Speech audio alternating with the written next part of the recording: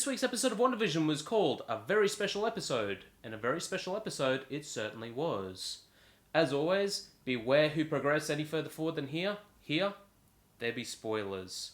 You've been warned. So, as I suspected, the 80s arrived in Westview this week, in all its awkward, played, checkered glory. The title credit sequence were a pitch-perfect play on Growing Pains, Family Ties, and Full House, pre-Netflix reboot quill. The weirdness was cranked up to 11 this week, pretty much straight from the get-go. Agnes arrived to help with baby Billy and Tommy who haven't been sleeping, and she breaks character when she asks Wanda if she wants to do another take. It was almost awkward. Like we were watching an actual outtake from a behind-the-scenes blip, sans laugh track, and it kicked off Vision's confusion of everything that's been happening up to this point. I actually think Wanda's resets are losing their effect, and she's losing the ability to edit Vision's perception of reality. Also, Agnes was present when Wanda's kids were aged up, and it's all treated perfectly normally. This is a pretty big clue as to Agnes being far more than she actually appears. In fact, I'm almost certain that while she isn't the big bad of this series that's manipulated Wanda into having her children, I'm looking at you, Dottie, she's clearly in on this sitcom cascade that Wanda has created. Even Vision in this episode notes that there are literally no children present in Westview, which is something even I hadn't stopped to consider. I wonder if next week there will magically be some children wandering around. The only question I have is whether or not Wanda is actually in full control here. When Wanda makes her terrifying exit out of the static wall and throws the drone back to S.W.O.R.D., Wanda has all the markings of a terrifying and immensely powerful villain. While the show is clearly setting all of this up, I'm inclined to think that Wanda is actually more of a victim in all of this mess, and she's being manipulated by someone who is yet to make their grand entrance, if not someone who's been hiding in plain sight all along. I like that when she told S.W.O.R.D. to stay out of Westview, she manipulated all of the S.W.O.R.D. soldiers into pointing their weapons at Director Hayward, the same way Magneto did all the way back in the very first Fox X-Men movie. In the comics, Magneto was actually Wanda's father, so this was a nice little callback. Speaking of Hayward, it's looking more and more likely that he actually knows more than what he's letting on. Perhaps he might be our MCU version of Mephisto. Or Dottie is. Or maybe he's Hydra. Or maybe he's just a dick. Vision finally learns what's going on in Westview this episode, and not only is he furious, he is genuinely scared. Paul Bettany is the MVP in this episode. He conveys fear, he conveys anger and frustration when he yells something that I genuinely hadn't thought about. He literally has no memories before Westview. I think this is probably because he had the Mind Stone ripped out of his head at the end of Infinity War. Wanda was shown reclaiming Vision's corpse, although, for argument's sake, he's not technically a corpse. He's scrap metal. I like that Vision's living will included a clause that nobody bring him back or utilize his body as a weapon, likely to prevent his technology from falling into the wrong hands. This totally fits in with Vision's morality we know from the films, and in this episode, Vision takes a big step towards his former self. It's only a matter of time until Vision steps outside of Westview and learns the truth that Wanda seems intent on keeping from him. When he grows suspicious about his co-worker Norm, he frees him from his enslavement, and the guy is freaked. He has no idea how long he's been kept prisoner and begs Vision to help him. He mentions that she is in his head, and we're led to believe that it's Wanda, but it's never explicitly stated that it's Wanda. I'm not sure that it's actually her that's enslaving these people. It seems far too obvious, and I think that this is setting up a big fat red herring. So, with all of that out of the way, let's get to that super amazing out of left field surprise at the end of the episode that hopefully didn't get ruined for you like it did for me. Pietro, Wanda's brother, also known as Quicksilver, is back. This has been foreshadowed right throughout the entire series leading up to this point, but what wasn't known is how it would happen. Instead of bringing back the original actor, Aaron Taylor Johnson, the MCU version of Pietro Maximoff, Darcy asked the question that everyone else must have had. Did she recast Pietro?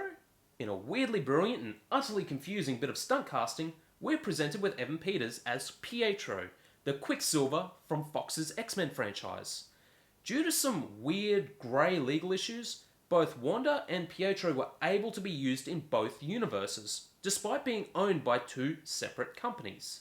So, In the MCU, Aaron's Pietro was introduced and killed off in Age of Ultron, while in Fox's X-Men Days of Future Past, Evan's fan favourite Pietro was introduced and survived. 2 Quicksilvers, 2 different companies, 2 different actors. Only Disney now owns Fox, so technically Disney owns and has access to both Quicksilvers. This is weird and pretty much unprecedented. So what the hell is happening? Is this just some fun stunt casting on the show? Wanda expressed in the episode that she wasn't able to bring people back from the dead, despite her children declaring that she could. I mean, technically she brought the Vision back, but, a whole human being? Even Agnes didn't know that she could do that, and she clearly knows far more than she's letting on. My super far, totally out there and can't possibly be right theory? Wanda unconsciously cracked open the multiverse and kidnapped Pietro from another universe where he was still alive. Or Wanda didn't. Someone else did. Because they want Wanda to be happy here. Because they want her to raise her children here. Raising her children whom her powers don't work on. In fact, all of Westview seems solely designed just so that Wanda could have her children in the first place. And whoever is orchestrating all of this is extremely powerful. Likely far more powerful than even Wanda is. All of this is for the children. For the children. For the children. So, while this week's episode was getting weird, it still found time to give us some more of those beautiful sitcom tropes that we all know and love. Wanda's children finding out about the death of their newfound dog, as well as the growing rift that's forming between Wanda and Vision, are pulled out of sitcoms that would have their own special episode moments, where characters would drop the humour, ditch the laugh track, and tackle serious subjects like drugs and racism or death. Sitcoms still do this to this day, and at least to me, it's always stuck out just a little bit when it wasn't baked into the plot to begin with. Sometimes it can be handled really well, and sometimes it can just come off as preachy. Recently, Brooklyn Nine-Nine has explored more serious topics like homosexuality and racism, but it's always felt very shoehorned into a plot that didn't take itself so seriously to begin with. One series that actually did the special episode really well was the Fresh Prince of Bel-Air's Season 4 episode, Papa's Got a Brand New Excuse. Those that have seen it know the exact scene that I'm talking about. Most sitcoms today have evolved from this formula and have the drama worked into the plot more organically. Shows like Friends and Scrubs and Modern Family all have drama, but it doesn't bring the comedy to a screeching halt to explore a special topic of the week. Another fun homage presented this week is actually contained to the closing moments of the episode. When Pietro turns up at the door, WandaVision is actually riffing on the out-of-town family member trope. This is a classic sitcom setup that is extremely common.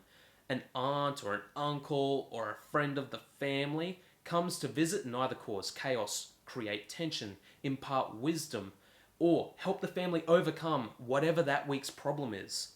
This is usually a fun bit of stunt casting, allowing for short acting stints by either famous or extremely familiar faces. WandaVision went super meta this week, especially with this particular trope by bringing in Uncle Pietro, both a familiar face and a bit of stunt casting all in one. I can't give the production staff enough credit here. I really hope this isn't just being played off as some fun referencing fans. If this is the first sign of the multiverse being explored, it's only going to be cracked open even further once Doctor Strange makes his entrance. I assume. If the universe is being fractured, he won't be far behind. I expect we'll be seeing the Good Doctor before the season's end. So, did you like this week's episode of WandaVision? What did you think of Pietro's reintroduction to the MCU? Let me know in the comments below, and I'll see you in the next episode. Later days.